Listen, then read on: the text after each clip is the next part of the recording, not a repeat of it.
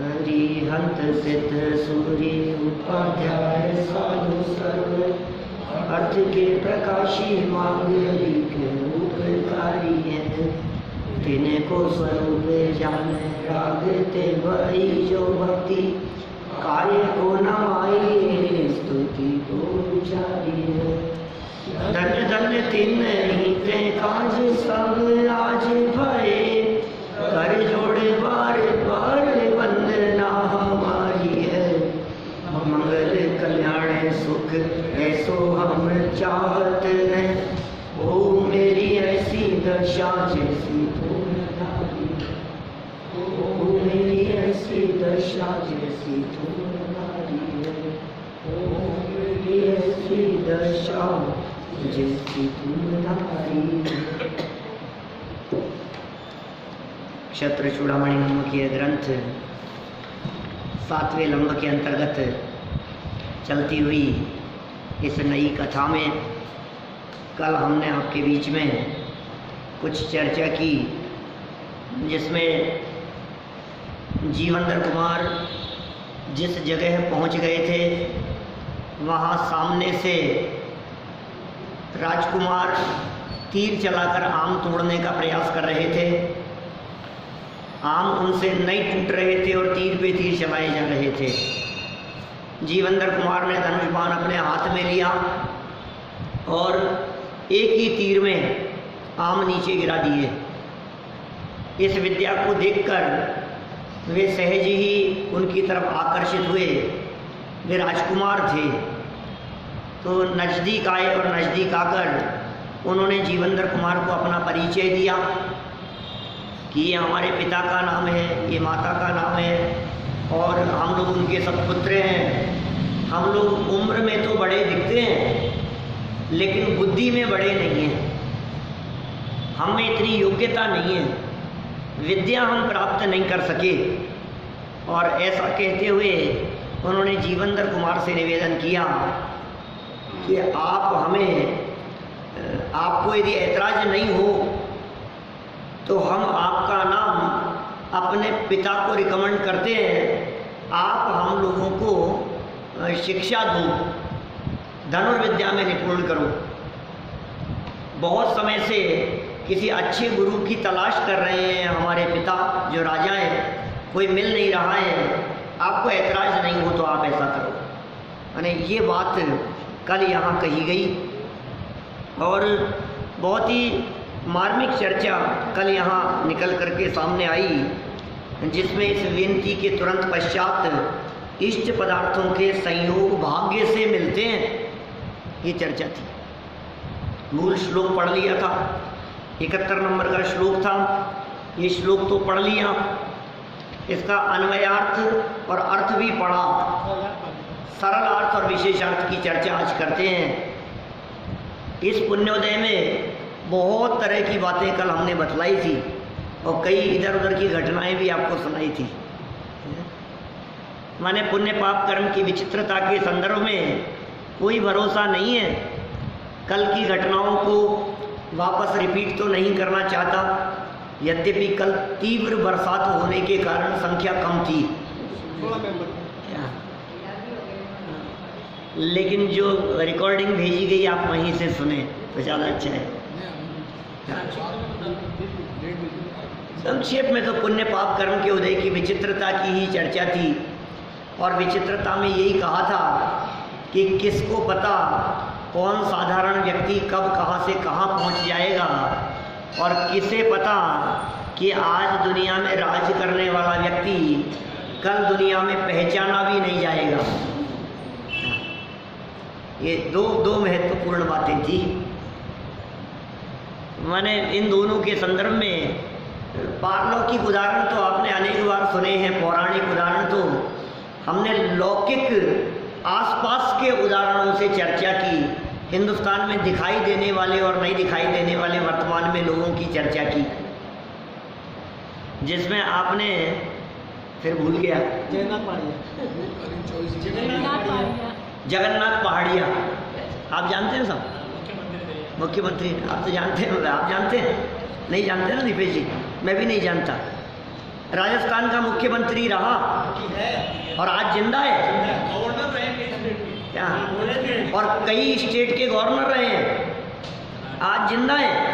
और आप और हम जैसे 40-45 साल की उम्र वाले लोग भी उनका नाम तक नहीं जानते, राजस्थान के मुख्यमंत्री होते हुए भी। क्या भैया आप जानते हैं?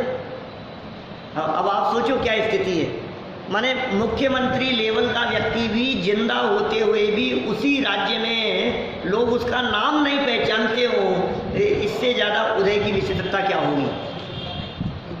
और एक प्रधानमंत्री भी है, और दूसरा नाम लिया मैंने, क्या, एक प्रधानमंत्री भी है जिनको उसका नहीं है, बोलो आप, मनमोहन सिंह नहीं, एक वो देवगौड़ा जैसे होंगे, देवगौड़ा का नाम फिर भी आता रहता है, हाँ, इंद्र कुमार गुजराल वगैरह ऐसे प्रधानमंत्री, कौन किसको पूछता है। फिर एक दूसरा एग्जाम्पल मैंने दिया था, बस एक दो वाक्य कह करके आगे बढ़ते हैं अपन लोग। मैंने उदाहरण दिया एक ऐसे व्यक्ति जो जिनने सपने में भी नहीं सोचा था कि मुझे इस पद की प्राप्ति हो सकती है, अचानक सूचना मिलती है कि आपको भारत का प्रधानमंत्री बनाया जाता है। 12 घंटे पहले मनमोहन सिंह, जो भी हुआ उनके तो फिर लाइन में तो थे। एमएलए का चुनाव नहीं लड़ा था एमपी का, अच्छा, नहीं मरते तो वो नहीं बनते। हाँ बोलो आप, ऐसा हो जाता है। उसकी पत्नी को ऐसा आश्चर्य हुआ, वो तो भोजन बना रही थी, मनमोहन सिंह की पत्नी, और सूचना मिली कि तुम्हारे हस्बैंड प्रधानमंत्री बन गए। कैसे कैसे हो सकता है? मैं ही मिली क्या मजाक करने के लिए? प्रधानमंत्री बने, कौन सा उदय कब कहाँ घूम फिर करके सामने आता है हमें पता नहीं लगता है। खैर ऐसी बहुत सारी चर्चाएं कल यहाँ हुई थी। आप देखिए इस उदय की विचित्रता के संदर्भ में, और ये ऐसी बातें ऐसे व्यक्ति से कह दी जाए जो अपरिचित हो, जिसको हम जानते नहीं हो, जैसे गांधी जी वगैरह की चर्चा की और कई घटनाएं ऐसी बतलाई आपको, जिनको नहीं जानते हो। अब ये जो राजकुमार थे, इन्हें क्या पता कि हम जिनको अपने यहाँ नौकरी करने का ऑफर दे रहे हैं, ऑफर ही तो दे रहे हैं कि आप हमारे यहाँ आ जाओ, हम पिता से कहते हैं और वो आपको नौकरी पे रख लेंगे, आप हम लोगों को धनुर्विद्या सिखाना, हम सीख लेंगे आपसे, यदि आपको ऐतराज नहीं हो तो ये काम हो सकता है। उन्हें क्या पता जिससे निवेदन किया जा रहा है वो राजा है।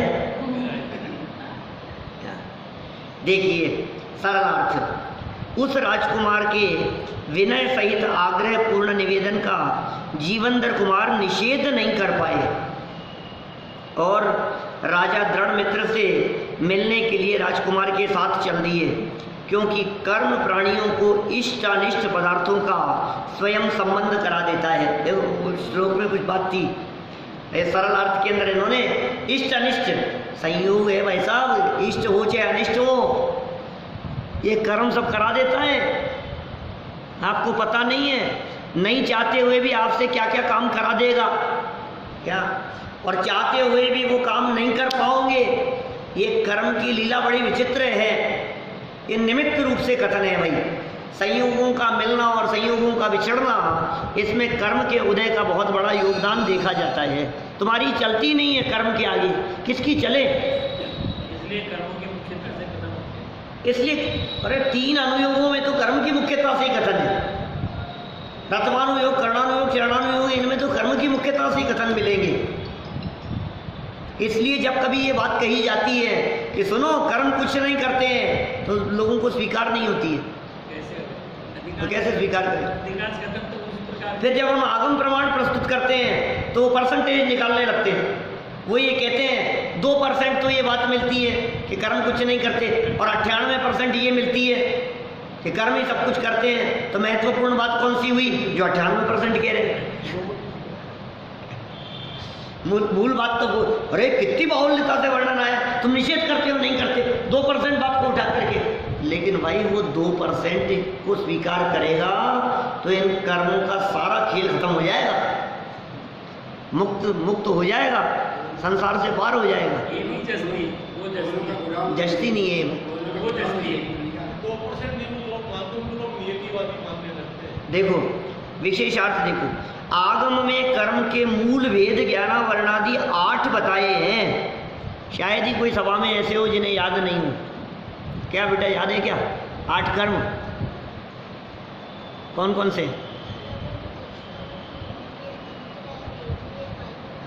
एक बार तालियां दो। 8 कर्मों के नाम। सवाल ये नहीं है कि याद है कि नहीं है, सवाल ये है कि अचानक पूछने पर तुरंत जवाब मिलता है। ये बहुत बड़ी चीज़ है। याद किए हुए भी जवाब नहीं दे पाते। चलो ये सब आंटी की मेहनत है। 148 प्रकृतियाँ याद करके सुनाइए लोग, मैं तो भ्रम में था। 8 कर्मों की 148 प्रकृतियाँ। चलिए, तो ये 8 मूल प्रकृतियाँ हैं। तो औरों को तो सबको याद होगी ही, और जिन्हें याद नहीं हो उनको थोड़ा सा अपनी बुद्धि के बारे में विचार करना चाहिए। 8 कर्मों के बारे में क्या क्या है देखो। इनमें इन 8 में से 4 घातियाँ हैं और 4 अघातिया कर्म हैं। 8 में से 4 घातिया और 4 अघातिया। आप जानते हैं घातिया क्या होता है? घातिया कर्म होते हैं वो घात करने वाले होते हैं। किसका? स्वभाव का। आत्मा में ज्ञान है, आत्मा में दर्शन है, आत्मा में सुख है, चारित्र है, वीर्य है। बोले इन गुणों का जो घात करे, इन गुणों को जो प्रकट न होने देवे, इन गुणों का जो विकास न करने देवे, वो कौन से कर्म हैं? घातिया। जैसे ज्ञानावरणी, ज्ञान का घात। दर्शनावरणी, दर्शन का घात कर रहा है। मोहनीय, श्रद्धा और चारित्र का घात कर रहा है। अंतराय, वीर्य का घात कर रहा है, बाधा उत्पन्न कर रहा है, आंतरिक शक्ति को व्यक्त नहीं होने दे रहा है। तो ये 4 तो हो गए घातिया। अब आगे कहाँ? अघातिया कर्म के 4 वेद हैं। कौन कौन से? वेदनीय, आयु, नाम और गोत्र कर्म। इनमें से यहाँ वेदनीय कर्म की मुख्यता से कथन है। मुख्यता से तो वेदनीय की है, लेकिन चारों जो अघातिया कर्म होते हैं इनके फल में संयोग मिलते हैं अघातिया कर्मों से। अघातिया कर्म इस जीव को सुखी दुखी करने में समर्थ नहीं होते। अघातिया कर्मों के उदय से, उनके फल से परिस्थितियां बदलती हैं। जैसे वेदनीय, अनुकूल परिस्थितियां, प्रतिकूल परिस्थितियां। वेदनीय के 2 वेद ना, साता वेदनीय, असाता वेदनीय। तो साता वेदनीय के उदय से क्या मिलेगा? गर्मी बहुत हो रही है यार, मौसम थोड़ा सा बरसात का हो जाए। मौसम बरसात का हो गया, आपको अच्छा फील होने लगा। साता वेदनीय कर्म का उदय चल रहा है अंदर में। बरसात इतनी तेज हुई कि इसने अपना सर पकड़ लिया। इतनी भी इच्छा नहीं की थी, सारे काम ही अटक गए, रास्ते बंद हो गए, हालात ऐसे दिखने लगे कि ऐसा नहीं हो कि 81 बाढ़ जैसी हालत हो जाए। ये क्या हुआ? तो तुरंत अंदर में जब फीलिंग बदल गई तो उदय बदल गया। तुम्हारा उदय बदला है, तुम्हारे असाता का उदय आ गया। मौसम तो मौसम के हिसाब से, मौसम तेरे उदय से नहीं है, लेकिन तेरी फीलिंग में जो बात आ रही है उन परिस्थितियों को देख करके वो तेरे पुण्य पाप कर्म का उदय है। सारे संयोग, घर कैसा होगा, जमीन जायदाद कैसी होंगी, परिवार कैसा होगा, पत्नी पुत्र कैसे होंगे, ये सब क्या है? संयोग, वेदनीय कर्म। अच्छा, अकेला वेदनीय नहीं, नाम कर्म। नाम कर्म का क्या काम सुबोध जी? शरीर।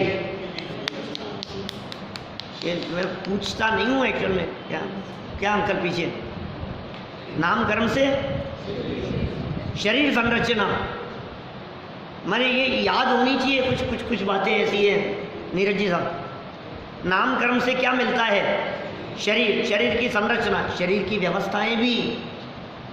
अब कौन करे इस शरीर की व्यवस्था को? कौन चलाए अपने हिसाब से शरीर?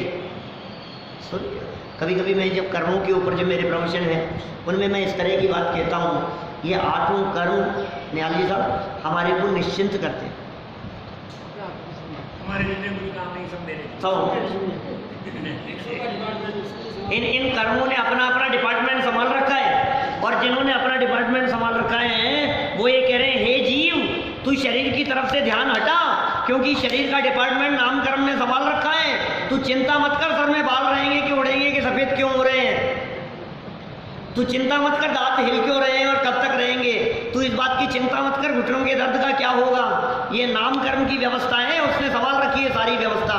ठीक होना होगा तो दुनिया की कोई ताकत बिगाड़ नहीं सकती, और बिगड़ना होगा तो दुनिया की कोई ताकत सुधार नहीं सकती। ये सारा डिपार्टमेंट संभाल रखा है नाम कर्म ने। अब चेतन क्या करे, तो नाम कर्म कहता है जो व्यवस्था मैंने संभाल रखी है तू उसमें अपना माथा मत मार, तू अपना काम कर, तो निश्चिंत हो जा। शरीर से ध्यान हटा ले कि साहब शरीर से तो हटा लिया, बिजनेस की व्यवस्था का क्या होगा, दुकानदारी का क्या होगा, तो वेदनीय कर्म कहता है कि हमने संभाल रखी है व्यवस्था क्या, तो दुकान से ध्यान हटा दे। अब इधर सब जगह से हटा दिया तो फिर ये कहता है शरीर से तो कोई बात नहीं, लेकिन ये विकल्प तो मुझे आता ही है कि ये मनुष्य जीवन खत्म नहीं हो जाए, ये कब तक रहेगा। तो आयु कर्म कहता है तुम चिंता मत करो, मैं हूं तब तक दुनिया की कोई ताकत तुम्हें मार नहीं सकती। मैं बैठा हूं ना, तुम क्यों चिंता कर रहे हो, मैं मर नहीं जाऊं, मैं मर नहीं जाऊं, मैं जिंदा रहूंगा कि मर जाऊंगा। ये आयु कर्म निश्चिंत करना है तुम्हारे को, दिमाग मत लगाओ कि नहीं नहीं साहब फिर तुम खत्म हो जाओगे, तो तुम खत्म हो जाओगे तो चिंता तो करनी ही पड़ती है ना, मर नहीं जाऊं मैं, तुम्हारी तो जिंदा रहने की गारंटी है, और तुम खत्म हो गए और मैं मर गया तो क्या होगा कि सुन तेरे विकल्प करने से कोई बचा भी नहीं पाएगा। शरीर से ध्यान हटा, जीवन से ध्यान हटा, जिंदगी मरण से विकल्प तोड़ दे, बाहरी संयोगों से घर गृहस्थी परिवार संयोग दुकानदारी जमीन जायदाद मकान पैसा धन संपत्ति सबसे दिमाग हटा ले। इस सबसे हटाऊंगा तो करूंगा क्या कि तू ज्ञाता दृष्टा है, अपने स्वभाव को देख। ये कर्म सिद्धांत बता रहा है। आप सोचो इन कर्मों को जानने की भी कितनी अहमियत है। ये कर्म कितना वजन हमारे माथे से उतारते हैं, इन कर्मों ने हमारे को कितना निष्फिक्र कर दिया है। ये कर्मों ने, इस कर्म सिद्धांत को समझने से भी दृष्टि स्वभाव सन्मुख होती है।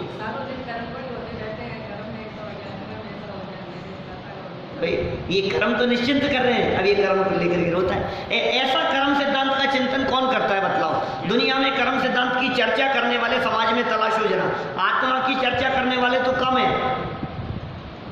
क्या कम चावड़ा जी सब, आत्मा की चर्चा करने वाले तो कम है। ये भी चावड़ा है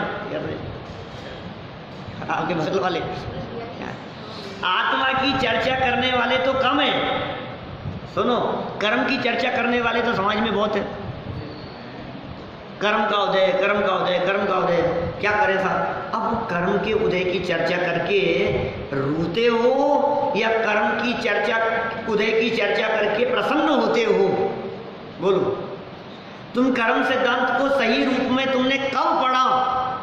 कर्म के उदय की बात कर करके रोते रहो तो तुम्हें कर्म सिद्धांत पढ़ना नहीं आया। कर्म सिद्धांत की चर्चा करके दृष्टि स्वभाव सन्मुख हो, उसने सच्चे अर्थों में कर्म सिद्धांत को पढ़ा है। कर्म ने कर दी, कोई कहते भगवान ने कर दी खोटी, और कभी कभी ऐसा कह देते हैं भगवान पाप देता है।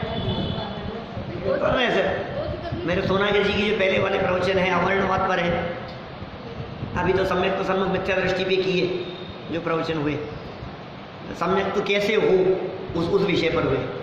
तो पहले वहाँ चर्चा की खूब मैंने इस तरह की, भगवान पाप देता है ऐसा समझता है व्यक्ति। ये भगवान माने ऐसा लगता है भगवान के पास में पाप का बहुत सारा स्टोरेज है।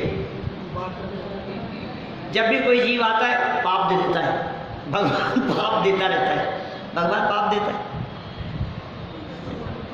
भगवान कैसे पाप देंगे भाई, तो पुण्य देते होंगे। अरे भगवान के पास में कुछ देने लेने का काम नहीं है, भगवान कुछ नहीं देते हैं। छोटे छोटे से बच्चों को ये समझाते रहेंगे अपन, नहीं बेटा चींटी नहीं मारते बेटा, भगवान पाप देते हैं। अरे क्या कर रहे हो आप। बचपन से संस्कार तो बच्चों के दिमाग में ये डालते हैं भगवान करते हैं, भगवान देते हैं। फिर बड़े हो जाने के बाद में हमारे सामने जब आते हैं तो ऐसा कैसे हो सकता है भगवान नहीं देते। अब हम उनको क्या समझाएं जो बचपन से दिमाग में घुसा है। कितना कठिन होती है ये बात समझाना, सही बात समझाओ। लेकिन समस्या ये है ना तो खुद समझते हैं अब जब समझते ही नहीं है तो समझाएंगे कैसे? तो यही चर्चाएं चलती है। तो समझने का प्रयास भी तो नहीं करते। क्या करें? तो भाई तो फिर क्या करें साहब? वो चींटी को मार रहा है, वो मच्छर मार रहा है, अब क्या करें बोलो? चप्पल हाथ में लेता है 1.5 साल का बच्चा, 2 साल का बच्चा, जहाँ दिखता है मारता है, अब क्या करो बोलो? समझाए नहीं उसको। भगवान पाप देता है ये कह करके डराते हैं तो थोड़ा डरता है, मारता नहीं है। अच्छी बात नहीं है ऐसी। जरूरी है भगवान को बीच में लाना। और भी तरीके हैं। और भी तरीका है। अरे सीधा सीधा सा तरीका है, नहीं बेटा ऐसा नहीं करते, पाप लगता है। पाप लगता है। भगवान देते हैं ये नहीं, ऐसा नहीं करते हैं, ये अच्छा काम नहीं है, ये पाप है, इससे पाप लगता है। और जब पाप लगता है तो उसका फल अपने को ही भोगना पड़ता है।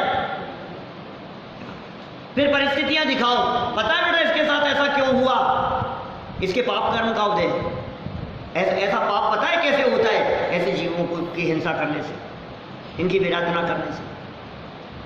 तो ये आप उसको सही ज्ञान कराओ, सही बात बतलाओ। गलत बात क्यों सिखा रहे हो आप?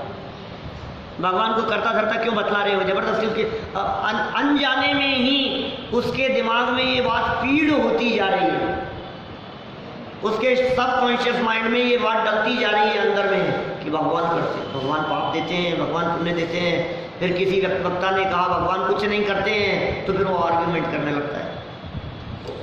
तो ऐसा कैसे हो सकता है? हम तो बचपन से देखते आ रहे हैं, भगवान ही तो देते हैं सब कुछ। और जब देते हैं, हाँ, भगवान जब देते हैं तो फिर उनके जाकर के बहुत श्रद्धा भक्ति से हाथ जोड़ता है उनके आगे, भगवान ही देते हैं भाई, भगवान बचा लो, भगवान कर दो, भगवान ऐसा कर दो, ऐसा होने लगे। चलो खैर, यहाँ तो आघातीय कर्म बतलाए 4। एक गोत्र कर्म है जिससे ऊंच नीच कुल की प्राप्ति होती है। 4 आघातीय कर्म बतलाए। आघातीय कर्मों से मिलते हैं संयोग, और इन संयोगों के अंदर मिलने में सबसे ज्यादा मुख्यता है वेदनीय कर्म की। हो गया ये वाक्य? इनमें से यहाँ वेदनीय कर्म की मुख्यता से कथन है। देखो आगे क्या कहते हैं। वेदनीय कर्म के साता वेदनीय और असाता वेदनीय 2 भेद हैं। वेदनीय कर्म के 2 भेद हैं। कौन कौन से? साता वेदनीय और असाता वेदनीय। अच्छा कौन सा है दोनों में से?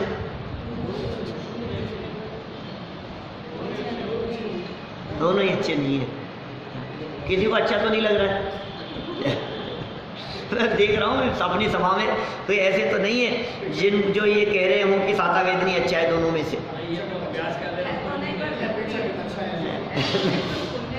हाँ, है तो नहीं अच्छे। क्यों? क्योंकि दोनों बेटे किसके हैं? बोले वेदनीय के, माने कर्म की संतान है। तो कर्म अच्छा है कि नहीं है? कर्म अच्छा है कि छोड़ने योग्य है? ये कर्म तो छोड़ने योग्य है। ये कर्म छोड़ने योग्य है, तो जो छोड़ने योग्य है उसमें अच्छा बुरा छाट रहे हो आप। है अच्छा, हिंसा अच्छा है कि झूठ अच्छा है? बोलो। अच्छा, चींटी की हिंसा करने में और एक मनुष्य गति के जीव की हिंसा करने में, दोनों में क्या अच्छा है? नहीं, फिर भी कंपैरिजन तो करो दोनों में से। यदि ये मौका मिले कि एक तरफ मनुष्य को मारना है और एक तरफ चींटी को मारना है, तो बोलो किसको मारोगे?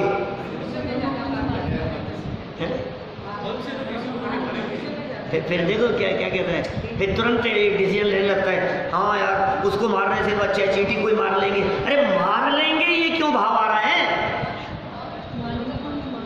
पाप तो पाप है ना, बिना मारे नहीं रह सकते हैं क्या? ये तो आपके ऊपर निर्भर करता है ना। हम दोनों को नहीं मारेंगे कि साहब बड़ा झूठ बोलना ज्यादा अच्छा है कि छोटा झूठ बोलना ज्यादा अच्छा है? भाई साहब अच्छा तो ये है कि नहीं हो। दीपेश जी, आप यहाँ से निकलते हो कभी कभी बाइक लेकर के बाहर से, और निकलते समय ज्वारी बाजार पहुंचे और हेलमेट नहीं लगा रखा था, क्या उसने फटाफट चालान बनाना शुरू किया। बोलो 500 रुपये लगे तो अच्छा है कि 100 रुपये लगे तो अच्छा है? अच्छा तो यही कुछ भी नहीं लगे। अच्छा तो यही है ना कि कुछ भी नहीं लगे। फिर जो भी परिस्थिति बने, प्रयास तो हमारा सबसे पहले तो ये प्रयास होता है कि कुछ भी नहीं लगे। फिर सेटलमेंट जहाँ जो हो सो ठीक है। क्यों साहब, कोशिश तो यही है ना। माने अच्छे और बुरे के चुनाव में वो तो दोनों बुरे ही हैं। अच्छा बतलाओ, आपके 101 डिग्री बुखार अच्छा है या 105 डिग्री बुखार, दोनों में से क्या अच्छा है? आपको क्या पसंद है? क्या पसंद है कि क्या बात कर रहे हैं? आपको हम स्वस्थ बैठे हुए नजर आ रहे हैं और आप हमें बुखार पसंद है ये कहलवाना चाहते हो? 101 डिग्री पसंद है कि 105 डिग्री पसंद है? अरे शांति से चुपचाप आ रहे हैं यहाँ पर सुनने के लिए, आपको पसंद नहीं है? हमें बुखार और बीमारी में लाना पसंद है आपको कि नहीं? फिर भी दोनों में से कौन सा? क्या सवाल है? बुखार है, बीमारी है, दोनों में से एक भी पसंद नहीं है, हमें दोनों नहीं चाहिए। तो वेदनीय कर्म दो भेद हैं, इनके पुद्गल विपाकी और जीव विपाकी भी दो भेद कहे जाते हैं। क्या? वेदनीय के पुद्गल विपाकी और जीव विपाकी। विपाक शब्द का अर्थ होता है फल, विपाक माने फल। पुद्गल विपाकी, जिनका फल शुद्ध रूप से पुद्गल पर आता हुआ दिखाई दे। जीव विपाकी, जीव उससे प्रभावित होता हुआ दिखाई दे। ऐसे भी भेद किए जाते हैं। यहाँ वेदनीय कर्म के पुद्गल विपाकी कर्म की चर्चा अपेक्षित है। कर्म देखो, वेदनीय कर्म, साता और असाता कर्म, पुद्गल विपाक, पुद्गल के ऊपर फल आ रहा है, संयोग फलित होते हुए दिखाई दे रहे हैं। मंदिर कैसा मिलेगा, कुल कैसा मिलेगा, परिवार किस तरह का होगा, चप्पल कैसी होगी, शर्ट कैसा होगा, गाड़ी कौन सी आएगी, खराब आएगी कि अच्छी आएगी, खरीदने क्या जाओगे, खरीद के क्या ले आओगे, किसने दिलाया भाई साहब ये? मुझे तो ये बतलाओ, जब अपन लोग 3 लोग मिलकर के, हस्बैंड वाइफ दोनों मिलकर के किसी एक चीज़ के ऊपर निगाह थी कि ये चीज़ खरीदनी है, दोनों ये सोच रहे थे, फिर ये दूसरी ये किसने दिला दी, ये क्यों आ गई, वो क्यों रह गई? बताओ। विचार बदल गए नहीं, आखिर किया किसने ये? और फिर घर आकर के जब वो चीज़ खराब होती है तो सर पकड़ते हैं। वो कहता है मैंने तो पहले ही कही थी कि ये नहीं लेनी है, वो कहते हैं मैंने भी कौन सी कही थी, मेरी भी वो जच रही थी। अरे दोनों ही कह रहे हो नहीं जच रही थी, तो फिर ये लाए क्यों? क्या वस्तु से तो पूछो, क्षेत्र से क्षेत्रांतर कौन सी होनी है, एक जगह से दूसरी जगह पर कौन सी जानी है? क्षेत्र से क्षेत्रांतर होने की वस्तु की योग्यता और ये पुद्गल विपाकी नाम के साता और असाता वेदनीय कर्म के उदय का निमित्त, इन दोनों में बनने वाली परिस्थिति ये कैसे बनेगी? देखो जरा क्या कहते हैं यहाँ, पुद्गल विपाकी की चर्चा अपेक्षित है। देखिए क्या चर्चा करते हैं, ये क्या बात कह रहे हैं। पुद्गल विपाकी वेदनीय कर्म के निमित्त से जीव को इष्ट अनिष्ट पदार्थों का संयोग वियोग होता है। इष्ट पदार्थों का भी और अनिष्ट पदार्थों का भी संयोग वियोग रूप परिस्थिति इस वेदनीय कर्म के उदय के निमित्त से बनती है। ये भी बहुत स्थूल कथन है वास्तव में। तो इसकी बारीकी में जाओ तो 2-3 और पॉइंट हैं। मैंने ये जो वाक्य लिखे हैं ना, इन वाक्यों से कुछ अलग हटके कुछ और बारीकी में जाएं तो एक वाक्य तो इसमें लिखा संयोग वियोग होता है। मैं ये कहना चाहता हूँ संयोग ही होता है, साता और असाता के उदय से वियोग नहीं होता। थोड़ी बारीकी में जाके बात कर रहा हूँ, स्थूल कथन है ऐसा समझना, इनकी गलतियाँ निकालने का कुछ प्रयोजन नहीं है। लेकिन बात क्या है, संयोग ही होता है। साता के उदय से अनुकूल संयोग मिलते हैं, असाता के उदय से प्रतिकूल संयोग मिलते हैं। कि चले क्यों जाते हैं, कौन से कर्म के उदय से चले जाएंगे? ये कहता है असाता का उदय आया इसलिए गाड़ी चोरी चले गई। क्या? असाता का उदय आया इसलिए कुर्ता चला गया, ड्राई क्लीन वाले के गया था और आया ही नहीं। असाता का उदय आया तो अब ये ऐसा सोचता है जबकि ऐसा नहीं है। किसी चीज के चले जाने में, आपकी अनुकूल वस्तु के चले जाने में, ध्यान देना दिव्य जी, बार में बात कह रहा हूँ, असाता कर्म का उदय नहीं है। प्रवीण जी भाई साहब, ये तो क्या है बोलो? तो फिर क्या है स्थिति कि साता का जो उदय चल रहा था ना, जैसे मान लो ये मोबाइल है, इस मोबाइल के बने रहने में साता का उदय है, बने रहने में, तो चले जाने में असाता का उदय नहीं, साता का उदय खत्म हो गया तो पदार्थ चला गया। नहीं समझे आप? जब तक उस संबंधी उदय चलता रहेगा तब तक वो पदार्थ बना रहेगा। जब उदय चला गया तो पदार्थ चला गया। साता का अभाव हाँ, साता के उदय का अभाव निमित्त है, असाता का उदय नहीं। चला जाए अच्छा हुआ, चला गया तो साता का उदय। हाँ हाँ, अब वो आगे बात करूंगा अभी दूसरी।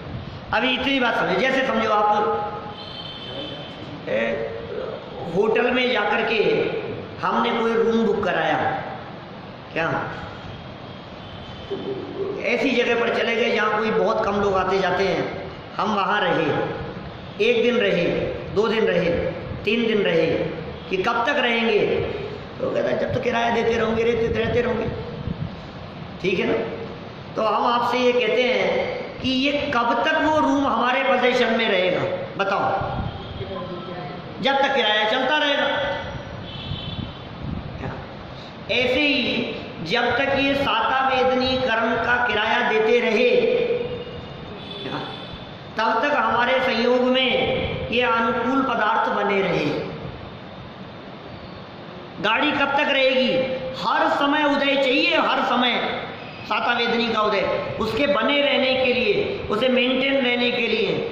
बहुत गजब की बात कहता हूँ, सुनो अंकर, अजीत अंकर, आपके लिए कहता हूँ, सुनो। ये जो पदार्थ मिला हमारे को, ये मिलने में तो साता का उदय था, क्या मेंटेन रहने में भी साता का उदय है। समझ में आई बात? मिला ये साता वेदनी कर्म का उदय। अब ये 1 दिन रहेगा कि 3 दिन रहेगा? 1 दिन जितना साता का उदय है तो 1 दिन रहेगा। उदय और ज्यादा चलता रहा तो 3 दिन रह जाएगा। उदय और ज्यादा चलता रहा तो 3 साल रह जाएगा। उदय और ज्यादा चलता रहा तो 30 साल रह जाएगा। जब तक उस संबंधी उदय चलता रहेगा तब तक वो चीज आपके पोजीशन में रहेगी, उसके उदय के काल में। अब ये तो मैंने कही अनुकूलताओं के बारे में, अब प्रतिकूलता में लगा लो। क्या इतनी खराब चीज आ गई हाथ में, रोज परेशान हूं इससे। ऐसी मिक्सी चलती है घर में, रोज परेशान है, अटकती है, चलती नहीं, काम नहीं होता है। ऐसी गाड़ी है, क्या खरीदी है, जिस दिन से खरीदी है रोज परेशान हूँ, दुखी हो गया मैं तो इससे कि तेरी ये जो असाता का उदय है, ये गाड़ी कब तक बनी रहेगी असाता के उदय से? कि जब तक असाता का उदय चलता रहेगा तब तक ये बनी रहेगी, और जिस दिन इस संबंधी उदय खत्म हो गया उस दिन ये हट जाएगी, बेच देंगे उसको, निकाल देंगे उसको, आपका उदय बदल गया। माने असाता का उदय हो या साता का उदय हो, संयोग मिलते ही मिलते हैं, जाते नहीं। जाते कैसे हैं? जिस संबंधी उदय खत्म हो गया वो वस्तु चलेगी। इस शर्ट संबंधी उदय चला गया, ये शर्ट चला गया। दूसरे कुर्ते संबंधी चला गया, वो चला गया। चप्पल संबंधी आपका उदय चला गया तो नीचे जाओगे तो चप्पल नहीं मिलेगी। अब आपको मेरे असाता का उदय है इसलिए चप्पल चले गई, असाता का उदय नहीं, चप्पल पहनने रूपी साता का उदय जो चल रहा था वो उदय खत्म हो गया। ख्याल में आई बात? माने दोनों के उदय में संयोग मिलते ही मिलते हैं। एक के उदय में अनुकूल मिलते हैं, एक के उदय में प्रतिकूल मिलते हैं। जाते कैसे? उदय समाप्त हो जाने पर, साता वेदनी का उदय समाप्त हो जाने पर अनुकूल चले जाते हैं, असाता वेदनी का उदय समाप्त हो जाने पर प्रतिकूल चले जाते हैं। अब सुनो, उनके आने जाने में वो कारण है। अभी तो और इसी बातें में कहता हूँ नई बात, और सुनो। अभी तक तो ये कही कि साता और असाता के उदय से आते हैं। अब नई बात कहता हूँ, साता और असाता के उदय से कोई पदार्थ आता जाता नहीं है। आप होंगे यार, क्या कहना क्या चाहते हो आप? साता और असाता के उदय से पदार्थ आता जाता नहीं है। अभी तो कह रहे थे आते ही आते हैं, अब कह रहे हो आता जाता नहीं है। कि हाँ, पदार्थ का क्षेत्र से क्षेत्रांतर होना अपनी योग्यता से होता है। तो फिर साता असाता का उदय क्या करेगा? पदार्थ ज्यों का त्यों बना रहे, उदय बदल जाता है तो वही पदार्थ साता के उदय से हो जाता है, और उदय बदल जाता है तो वही पदार्थ असाता के उदय से कहलाता है। पदार्थ वही है। गाड़ी चल रही है, रास्ते में खराब हो गई, सब समझ में आ रहा है बात? वही है, पंखा है। अभी कितने लोग ऐसे होंगे जिनको लग रहा होगा कि बंद करो, असाता का उदय चल, संयोग वही है, परिस्थिति वही है। परिस्थिति बदल गई, परिस्थिति सेम रही, उदय बदल गया। अब उदय बदलते ही क्या हुआ? आपको ऐसा लगने लग गया उदय बदलते ही, और ये तो खराब है, ये तो खराब है। जो अच्छा था वही खराब लगने लगता है। मैं कभी कभी इस प्रकरण के संबंध में ऐसा पूछता हूँ, बोलो पत्नी पुत्रादिक का मिलना ये पुण्य के उदय से या पाप के उदय से? साता के उदय से या असाता के उदय से?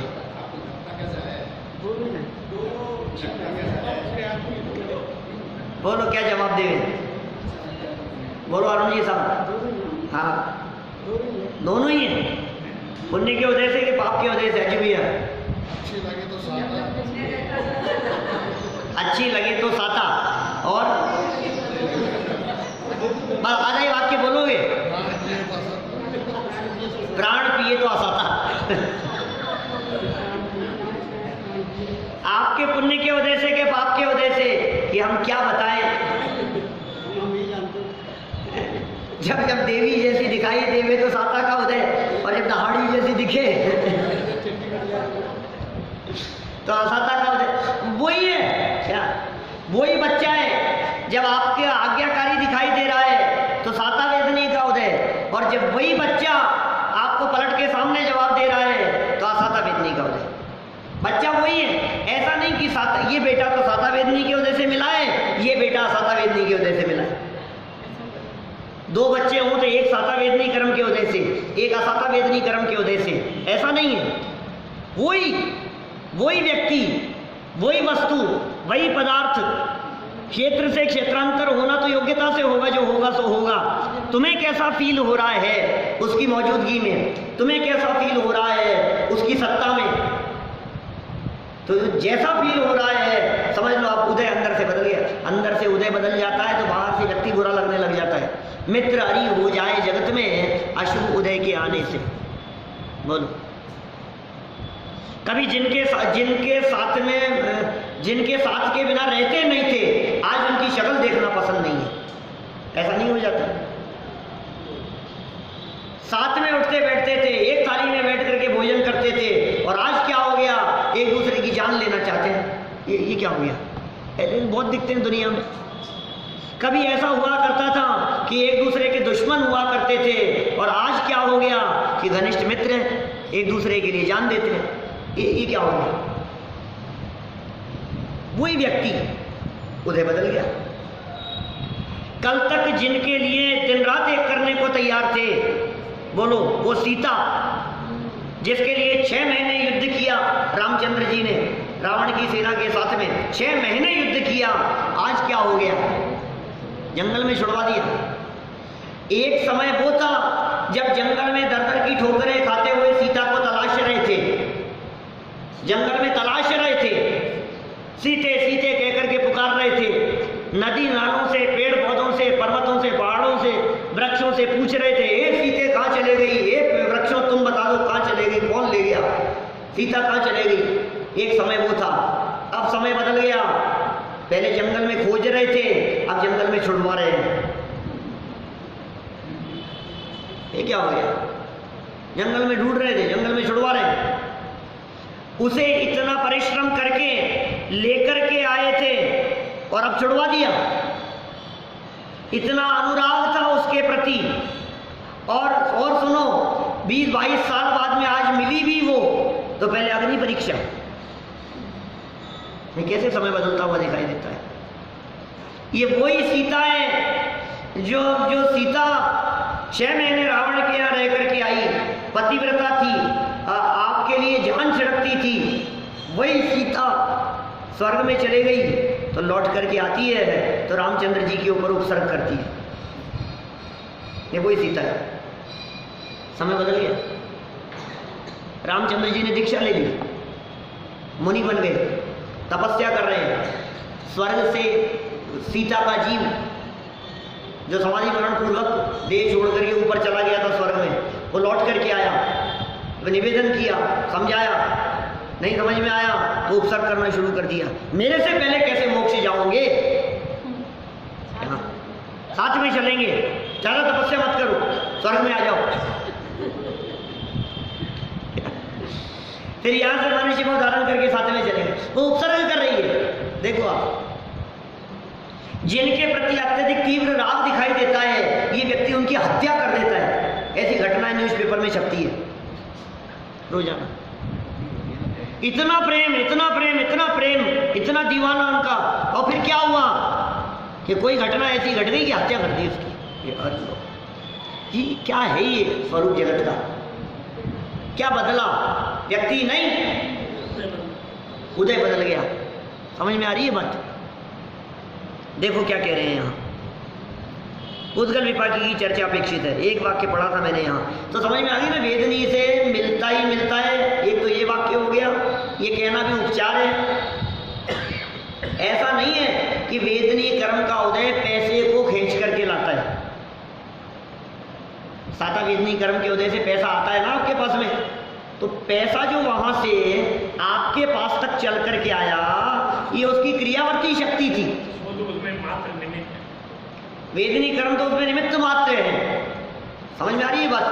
अब उसके क्षेत्र से क्षेत्रांतर होकर के आपके नजदीक आ जाने के बाद में यदि आपको ऐसा लगता है कि ये अनुकूल है, तो साता वेदनी कर्म का उदय। और कुछ समय में लगने लगा कि आफत है, जंजाल है, तो असाता का उदय। हम आपसे पूछते हैं, 2-3 साल पहले 2016 में ना, 16 में नवंबर 16 में नोटबंदी हुई। 8 नवंबर 2016 नोटबंदी हुई। 16 में हुई थी, 16 में हुई। अरे नहीं, 16 ही है, और 8 नवंबर भी पक्का ही है। मैं अभी क्या है वो समाधि मरण के प्रवचन सुन रहा हूँ, मेरे ही जो यहाँ किए थे ना, डेट डाल रखी आपने, तो उसमें चर्चा आ रही है बीच बीच में। मोदी ने बंद कर दिए, क्या हो गया, क्या परिस्थिति है, वो सारी चर्चा है। कभी कभी रिसर्च करते हैं ना जो लोग, उनकी ये चीज़ें बड़ी काम आती है। वो तात्कालिक घटनाओं और परिस्थितियों का अंदाजा लगता है उससे। टोडरमल जी के वाक्यों को देख करके उस जमाने की घटनाओं का पता लगता है। तो वो जो रिकॉर्डिंग 16 की सुन रहे, उससे पता लग रहा है उस समय क्या परिस्थितियाँ चल रही थी देश में, समसामयिक परिस्थितियाँ। तो वो उनको देखा, उससे पता क्या लगा, मैं क्या कहना चाह रहा था कि वो आपके घर पे मान लो 25-50 लाख रुपया नकद पड़ा है, क्या आप उसे देख देख करके राजी होते हो? आपकी तिजोरी में रखा है, क्या देख देख करके राजी होता है? अरे ऐसा होता है, हमने कई ऐसे रिटायर्ड लोगों को देखा है जो अपनी एफडीयां निकाल करके बार बार में देखते हैं और राजी होते रहते हैं। अब नहीं कमा रहे, वो बार बार में नोट को गिनता है, गिन करके ही राजी होता है। इतना है मेरे पास में, इतना है। फिर थोड़े दिन में अब कितना है, फिर देख देख करके राजी होता है उसको। अभी कौन सा उदय चल रहा है? साता वेदनी का उदय चल रहा है, ठीक है ना। अब क्या हुआ? 8 नवंबर रात को 8 बज गए। अब क्या हुआ? अब चिंता की रेखाएं दौड़ने लगी। जमा कराओ साहब, अब 2 नंबर का है। अब कितना कराएं? 2-2.5 लाख से ज़्यादा जमा करा नहीं सकते हैं। बुक्स में क्या बोल रहा है, कितना कैश इन हैंड दिखा रहा है, उतना ही तो जमा करा सकते हो आप। इससे ज़्यादा करा नहीं सकते। एडजस्टमेंट में लगा है, इधर उधर लगा हुआ है। अब बहुत सारा तो एडजस्टमेंट हो गया, 70 लाख था, 40 लाख एडजस्ट हो गया, अब 30 लाख बच गया। 3 महीने निकल गए, 6 महीने निकल गए, कोई एडजस्ट नहीं हुआ, आपके घर में पड़ा हुआ है। अब बताओ आपको कैसा फील होता है? आप इसको कहीं बोरे में भर करके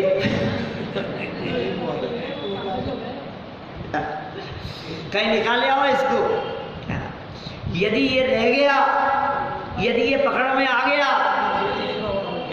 यदि ये निगाह में आ गया कि इतना धन है, तो क्या होगा बोलो? जेल हो सकती है, सजा हो सकती है। अब वही पहले भी वहीं पड़ा था, जिसको देख करके राजी हो रहा था, अभी भी वहीं रखा हुआ है। पहले फील कर रहा था, बहुत गर्व फील कर रहा था, मजा आ रहा था, और अब क्या फील कर रहा है? जल्दी से निकाल बोलो, अरे यार मैंने तो घड़ी नहीं देखी है, तो क्या हुआ? समय तो क्रॉस हो गया अपना, 46 मिनट हो गए। चलो कोई बात नहीं। तो ये साता की अपन ने इतनी चर्चा की है, उदय बदल जाने पर वो सब संयोग वियोग और परिस्थितियाँ बदली हुई सी दिखाई देती है। बहुत मार्मिक चर्चा है, कल इस विशेष अर्थ को अपन पूरा करेंगे। अभी की चर्चा को एक इन्हीं शब्दों के साथ में विराम देना चाहता हूँ कि ये कर्म हमें निश्चिंत कर रहे हैं, दृष्टि को वहाँ से हटाओ और स्वभाव सम्मुख करो। हाँ।